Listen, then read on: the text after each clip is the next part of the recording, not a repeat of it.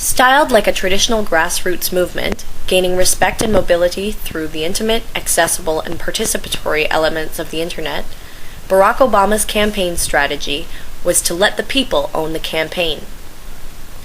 Obama, the person, the brand, the movement, was present where the people were, at home and at work, online. Obama inhabited 24-hour news sites, citizen blogs, social networking communities, and even home videos to create a culture of his message of hope, involvement, representation, and yes, we can. This, as we now know, was the first in history to defeat the time-honored, aggressive, one-way flow of information traditionally synonymous with political campaigns. It would seem then that the people, using this new technological tool available to them, mobilized and emerged victorious, breaking down the barrier of corporate media hegemony, and that has dominated the sphere of political communication since the beginning of the age of television. As Dr. Michael Strangelove asserts, the capacity for online cultural production is vast and is an often overlooked aspect of the net's anti-capitalist capabilities. At a first glance, the Obama campaign is a perfect example of such. The campaign seemed to have been an entirely grassroots movement, from its citizen microfinancing to the engagement of young voters.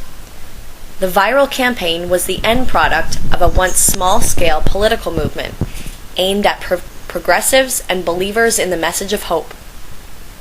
There seemed to be no Fox News talking heads propagating his name, no Halliburtons buying the vote. If anything, one could strongly argue that the American media agenda was set out with all odds against him. Yet, using a more critical lens, as the campaign ran its course, one can point to corporate influence and even censorship which slid into the core of the Obama movement, whether it was a part of his plan or not. Using the Obama campaign as a point of reference, it will herein be argued that the media hegemony on online cultural production, in this case a political movement, cannot be avoided when mobilizing a popular community of this magnitude. The nucleus of his online strategy, BarackObama.com, linked users to the mass communities of YouTube, Facebook, MySpace, Flickr, and Twitter, but also to the more targeted networks of Black Planet, Faithbase, Glee, Magente, and Asian Eve. With immense online visibility, a Google search at the end of his campaign pulled up 333 million finds, whereas one for his opponent, John McCain, generated only 58.5 million finds.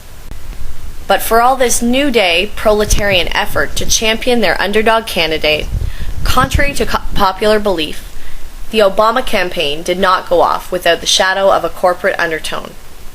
A few questionable corporate instances did occur. YouTube, a monopoly video sharing site of the Google empire, now the largest and most successful online media corporation, greatly helped Obama's message skyrocket. On his personal Barack Obama YouTube channel, 1,832 videos can be found, each boasting abundant views.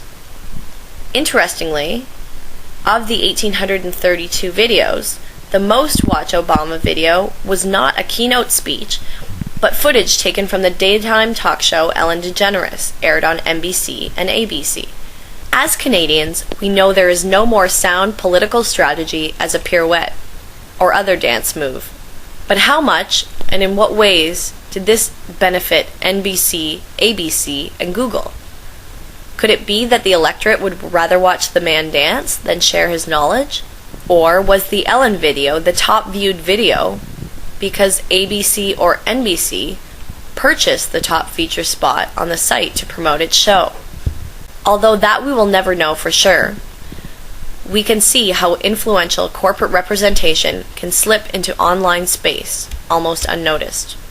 In June of 2008, it became apparent that certain weblogs, the definitional platform of free speech online, were being shut down.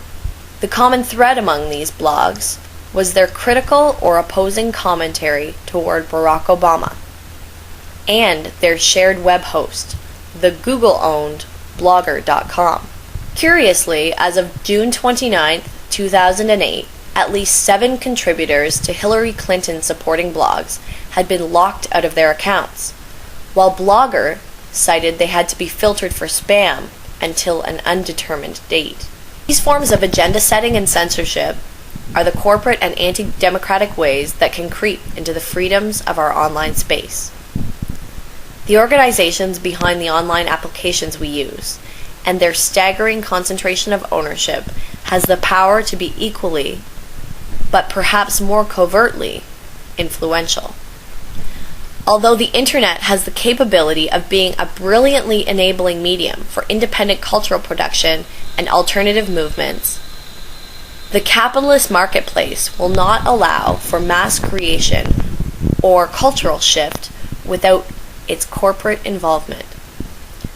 Thus, the sheer size and influence of the Obama online movement could not shield itself from some corporate meddling.